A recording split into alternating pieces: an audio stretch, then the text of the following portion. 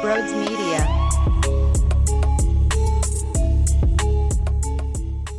What is going on, everyone? Before we begin, we are on the road to 20,000 subscribers. So if you are new to the channel, make sure you smash that subscribe button. Also hit the thumbs up button as well. And on Twitter, we are just a couple followers away to 6,000 followers on Twitter at Brodes81. I would really appreciate the follow. I love you guys so much. You can keep up to date with some of my in-game thoughts and some news that I drop about the YouTube channel and the podcast, so definitely run over there. And with that being said, enjoy the show. What is going on, everyone? Welcome on into Sports Talk with Brodes. Well, the Philadelphia Eagles are making some noise, and yes, the Deshaun Watson rumors are really surfacing and getting heavily dissected, and I'm sure that eventually it's going to show its head somewhere in this conversation. But where I want to begin is the addition of Steven Nelson and how much that improves this Eagles secondary. Now we finally got one of the boxes checked off. We now asked over and over and over again, who is going to play on the opposite side of Darius Slay? And now you have your answer. You tried some of these smaller your slot cornerbacks in the past, and it flat out failed. Avonte Maddox being one of them. You know, we had to result in all those randoms. Cravon LeBlanc, who's no longer here, and Jaquad, and all those nonsense pieces. Please, now Avonte Maddox at 5'11" can find his rhythm where he belongs. You were forcing him to play at a position, and you were basically saying, fail. Hey, go fail. We're going to put you in a spot where you will not succeed. Now, I like Jim Schwartz. Jim Schwartz got way too much hate. But there is something to be said about the way that there wasn't as much production from your cornerbacks in terms of picking off the ball, and their back was always turned, and it made no sense. I'm expecting a lot of improvement in that area from not only just opposite of Darius Slay, but from Darius Slay as well, from the secondary in general. Anthony Harris, fantastic signing for the safety position. Ronnie McLeod, I do wonder what's going to happen with him, just considering he's coming off of such a legitimate injury. Now, there's two ways to look at this. One, it's going to do some damage to McLeod, and maybe he's not the player that he was. Or two, with the way sports medicine and sports rehab and sports training is these days, that maybe there's a possibility to get him back on track sooner than you would have thought maybe years ago. So there really are two ways to look at it. I'm somewhere in between. I mean, I can't personally have the highest expectations in the world from someone who's returning from an injury like Ronnie McLeod is. So my expectations are definitely taken back a bit. But ultimately, when you look at this, Slay, Maddox, Nelson, Harris, McLeod, you have something there. If an injury occurs, which I'm sure at some point it is to somebody, yeah, you can start raising the question, what's going to happen? And there's probably going to be a ton of question marks there. But from the jump right now, on paper, you have a nice defense. We know about the front. All right, we know about Fletcher Cox, Brandon Graham. Now, with Jonathan Gannon, I guess a lot of questions are still available because you don't really know exactly how he's going to utilize all of these players. Hargrave, Sweats. You brought in Eric Wilson at linebacker. Alex Singleton's a workhorse, and he's going to get in your face and tackle a lot, be aggressive, be a dog. So that's your defensive core. You know, a few weeks ago, I had a show on The Fanatic, and my major topic was one thing that excites you, one thing that scares you about the Eagles. And my big excitement piece was Jonathan Gannon. This guy was wanted all around the league, and he landed here in Philadelphia. You know, he was a hot item from a coaching staff perspective, and the Philadelphia Eagles were the ones to land him. So he clearly is valued, and I want to see the intangibles that he brings to the table. And I would imagine, too, there's nothing wrong with Jim Schwartz's scheme, especially if you play up front. I'm sure that because you're the focus point and you're what is looked at, like you're the focus. You are the intensity. You are the motor to that backside. I would imagine, though, after so many years, you eventually get stuck in this repetition. And there's nothing better than just a change of pace, something new. So I would imagine Brandon Graham, Fletcher Cox, these guys that have been around for quite some time, get an opportunity to do it just a little bit differently. So it feels fresh. It brightens it up a bit, going to practice, going to training camp, knowing that there's a new energy on your side of the football, and then, of course, factor in new energy all around. I still have my concerns on Sirianni. If adversity hits, I don't know what to expect from such a young coaching staff, and you've never experienced calling plays, and then on top of that, you never experienced a city like Philadelphia and making mistakes calling plays in the city of Philadelphia with this media, with this sports talk radio, every single damn day that's going to be shoved down your throat when you're not succeeding. So, what's it going to be like when there is adversity? Because I'd imagine there's going to be some, right? As much as some might think that they're going to win 10 games, some might think they're going to win 9 games. I don't see it to that level. I still see 6 or so, more around that win total. Here's what I will say, though, about a couple of these moves. Oh, how about Kerrigan? Kerrigan just slides under the radar. Howie Roseman does deserve some credit for building this roster right now with some one-year contracts. And while it might not be the most explosive ever, it's definitely competable, if that makes sense, right? It can compete.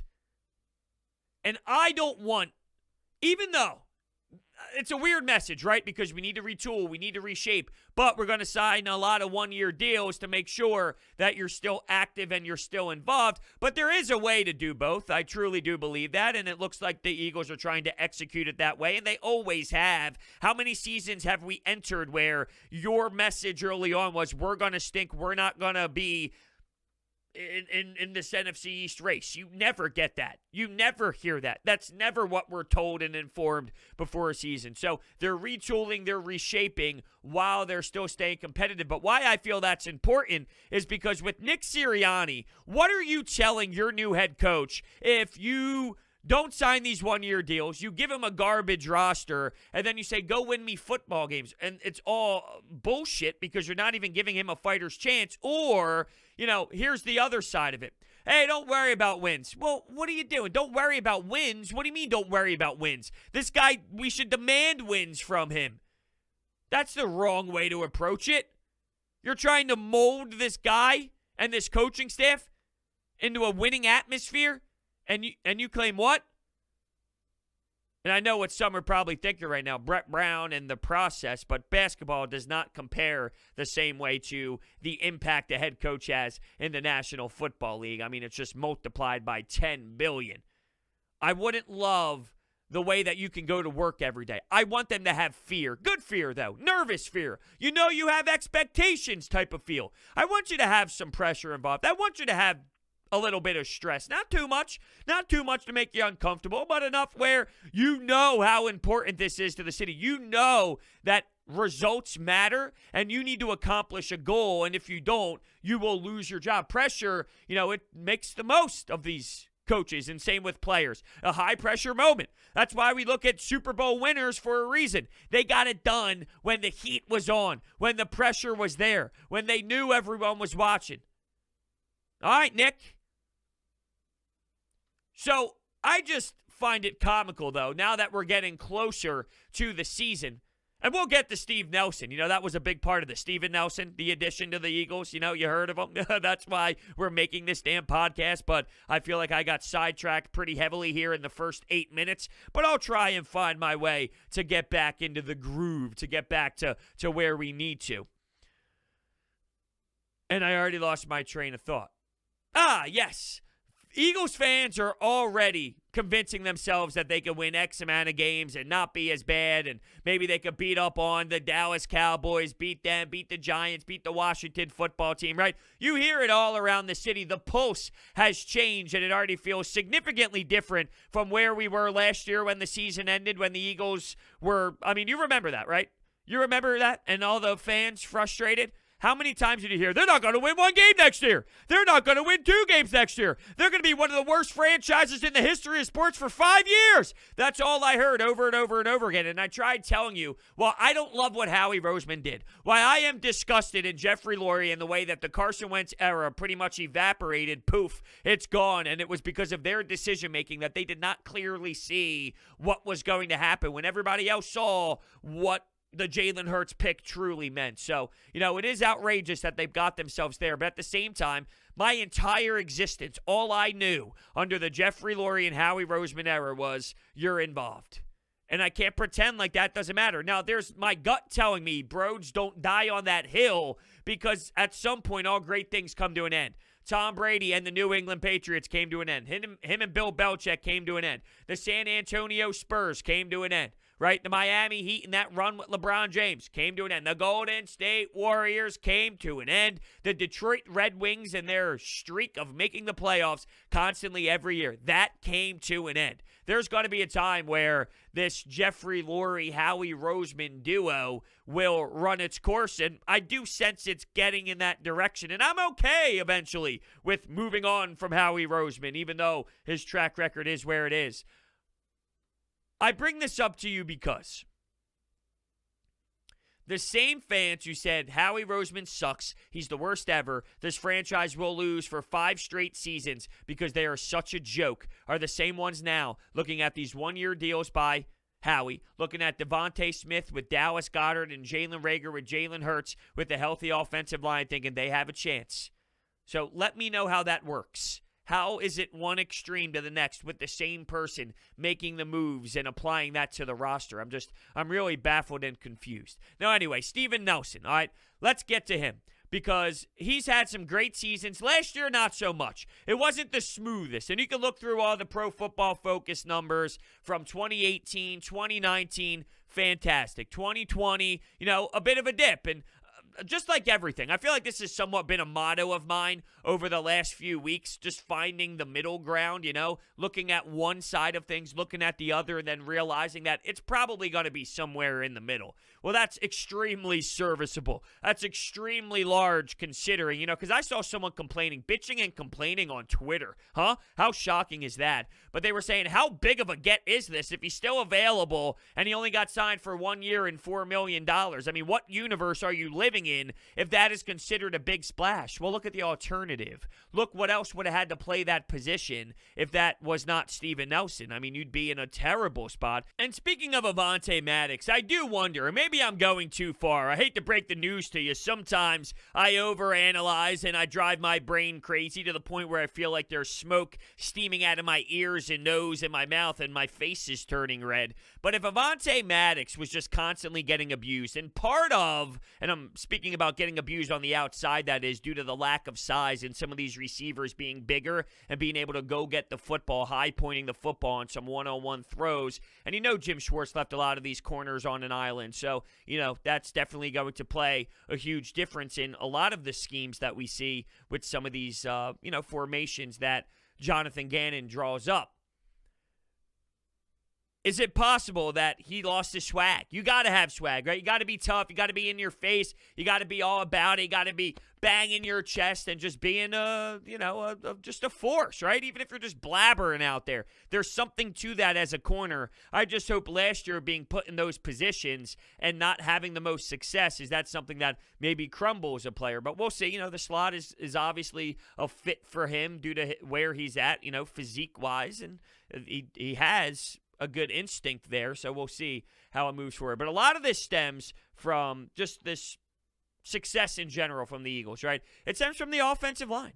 They landed Landon Dickerson today, even though that wasn't really a huge concern. Maybe some thought it was, but it wasn't a huge concern.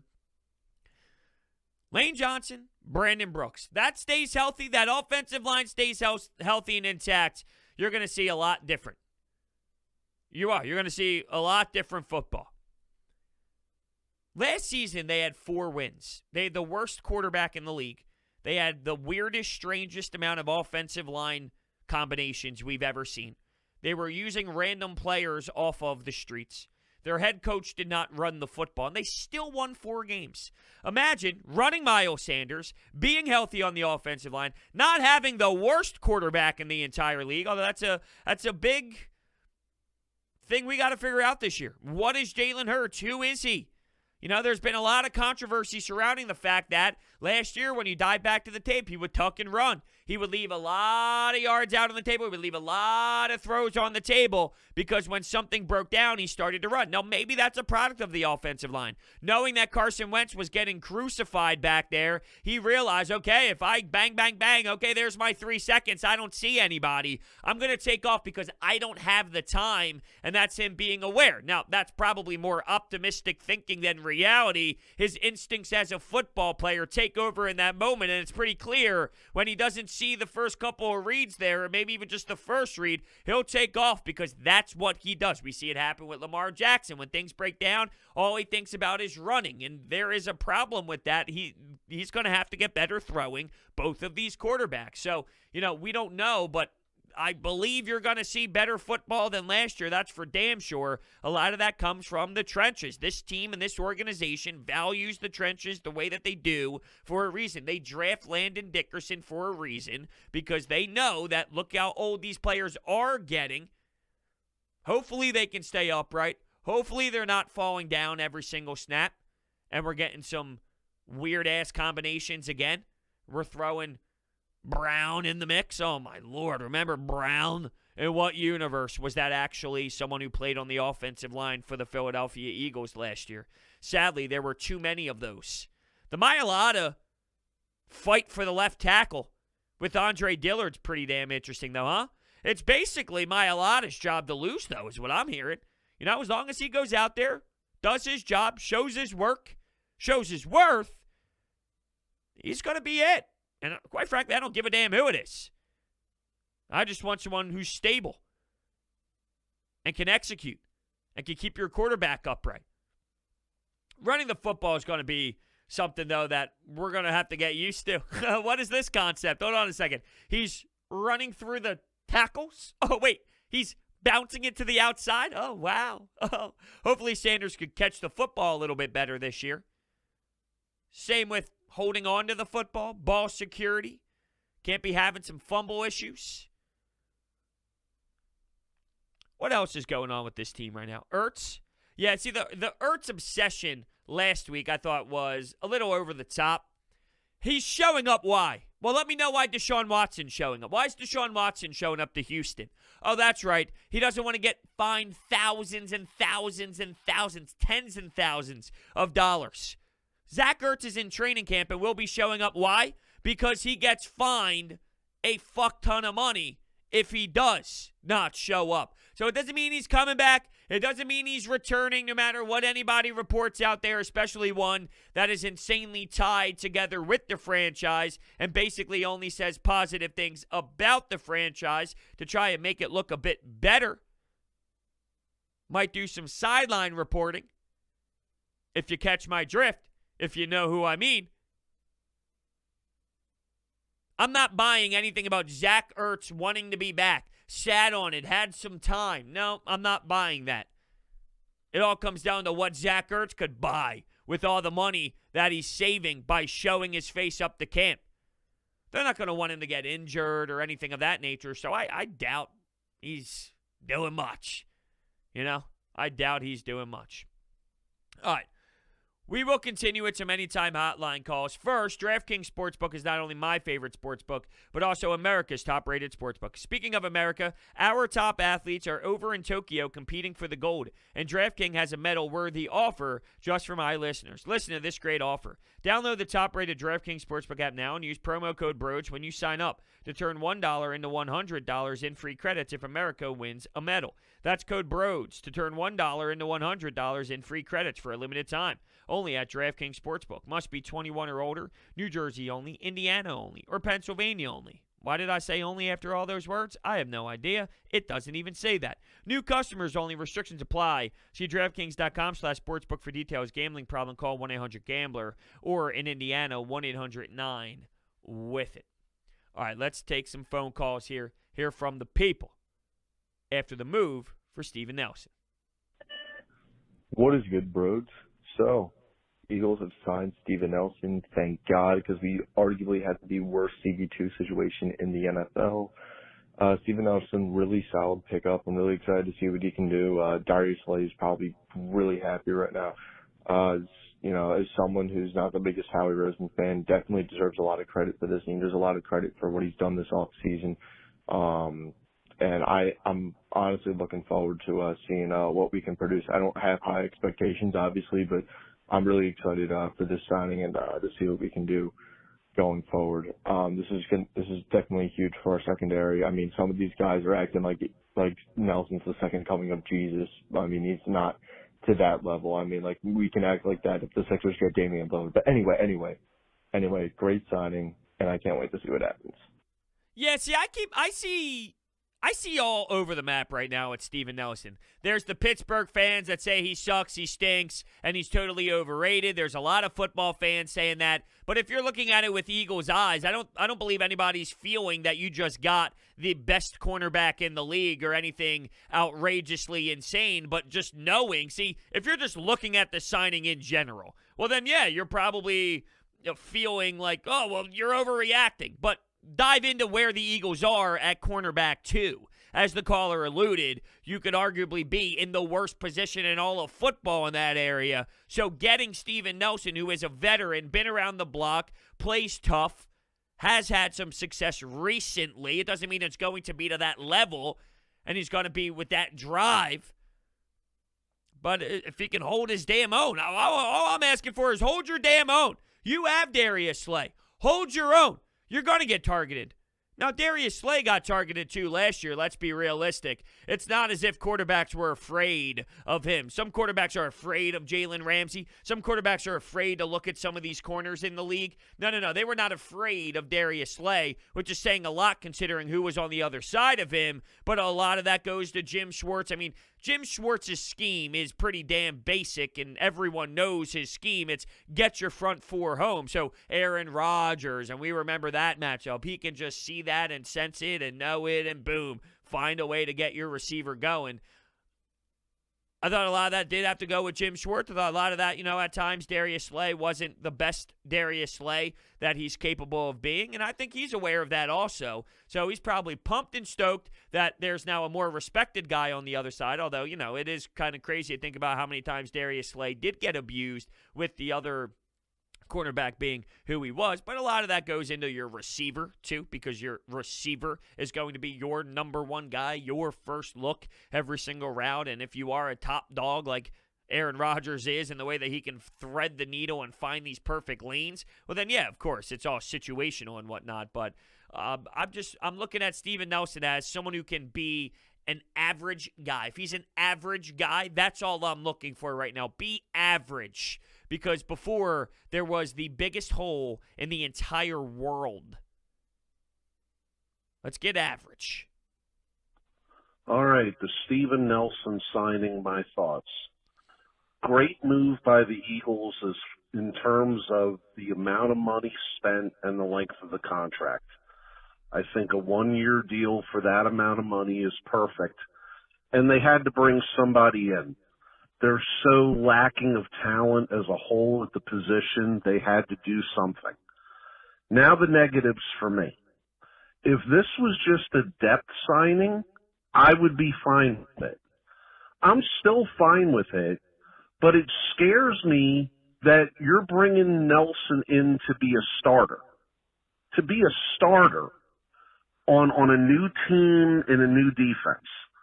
I also question why this guy was out there on the market for so long if so many other teams are hurting at corner.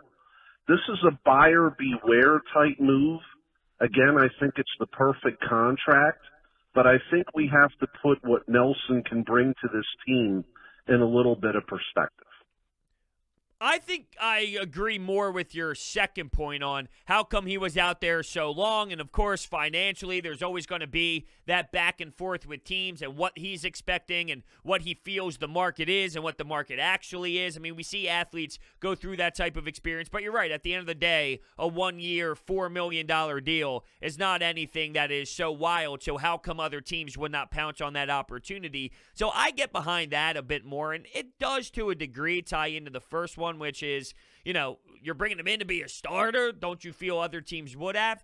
Yeah, but I don't think that that's outrageous. I mean, yeah, can he be a starter? Yeah, I mean, it's not. If they brought in Avonte Maddox, right? Let's just hypothetically say you had Avonte Maddox at the slot, you had Darius Slay playing cornerback number 1, and somehow a duplicate of Avonte Maddox was on the market, and the Eagles acquired him, and that was your cornerback 2. Then I feel your reaction would be more valid. That's what you brought in to be a starter? But I don't know if I necessarily have that right now. I mean, this guy isn't 7, 8, 9, 10 years removed from good action, from actual play. And it dips off, no doubt. There's plenty of players that have just fallen off. And at cornerback, it seems to be when you lose that confidence and when you lose that hype, it's definitely extreme at times. But I don't have that reaction, me personally. A starter? No, I'm not there. But I can get behind your logic with your second point a bit more. Let's go. It finally happened. I'm not going to get ahead of myself, but, I like being a competitive football team, who likes being a rebuilding franchise, and let's just screw all that. Howie Roseman's great GM, right? No, we got to give him credit. He hasn't made the greatest decisions, and people give him a lot of crap for it. But this was not just an easy signing that he could have made in seconds.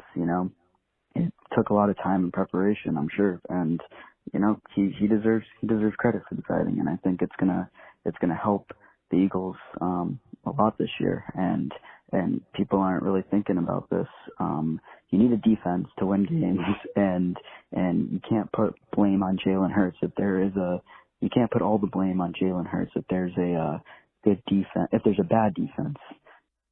Yeah, I mean, but over the last however many years, and I know this is probably completely irrelevant, so I have no idea why I'm bringing it up, but the Eagles' defense, when they had talent, were very strong. When they dipped off a bit in talent, whether it was because of due to injuries or players didn't play to their best capability, then with the poor talent and the guys picked up off of Foot Locker and off of the street, you're still middle of the pack-ish defense. So that's why I always respected Jim Schwartz. When he was handed garbage, he would somehow make you at least involved, and it was somewhat insane. Now, every year you played 16 games before this season, and I would say Jim Schwartz would probably hand you 3 losses a year. So if 3 losses goes on the defense a year, and you take those percentages every single time and then compare that to other defensive coordinators around the league, I'll happily take Jim Schwartz and those 3 games that might be like egregious, where you give up 50-something points. Like, okay, when you get abused by the New Orleans Saints, all right, hey, we'll go back to the drawing board,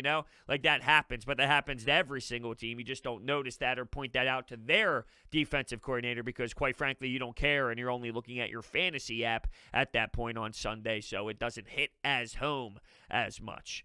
You kind of jokingly said, hey, screw it, let's just compete. Who cares about the actual rebuild? Well, they're doing both. They are. They're attacking 1-year deals to fill holes while drafting Devontae Smith, while utilizing Jalen Reagor, while picking Landon Dickerson. They're doing both with the 1-year deal method. They're making sure that, we have our eyes. They're making sure that we're all in, even though we would be anyway because we're ruthless and moronic and passionate and insane. But, yeah, they know what they're doing.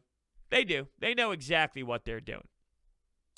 All right, we should go to, how deep are we into the show here? What are we, 28 minutes or so? I'm pretty proud of myself. There are some more Anytime Hotline calls. I'm not going to get to all of them. But I do love the fact that I didn't get sucked into the Deshaun Watson conversation. Here's my stance on it. There's a lot going on that we don't know about. I don't know how that's going to end up. A lot of the reports are disgusting, sickening, right? Sick. I have to see how this all plays out legally.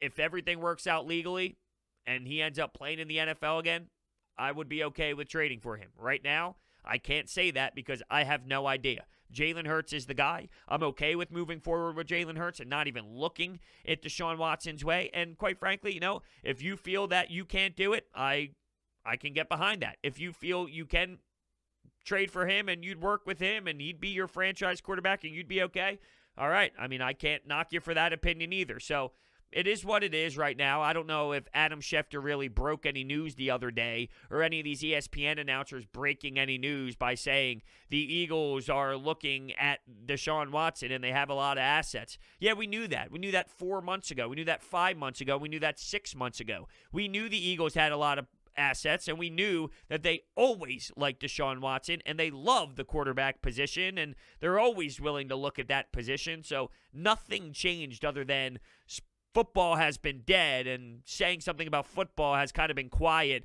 so let's resurface that. It's the same thing with Aaron Rodgers. Oh, Aaron Rodgers unhappy. Yeah, we knew that. We knew that, and now it ends up he's going to be there, at the end of the day. After all this drama, he's going to be there. But, yeah, you saying it again because football has been dry. Here we are. We just get sucked right back to all the nonsense, Something tells me that when there's this much smoke, there's probably some fire to it. I wouldn't be surprised if they did. We know they're obsessed with the position. I also wouldn't be surprised if they didn't based off of the legal allegations. But nothing has changed.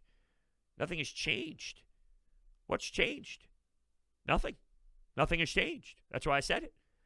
But I'm proud of myself for not going down that road because what is there really to say? Would you do it? Would you wouldn't do it?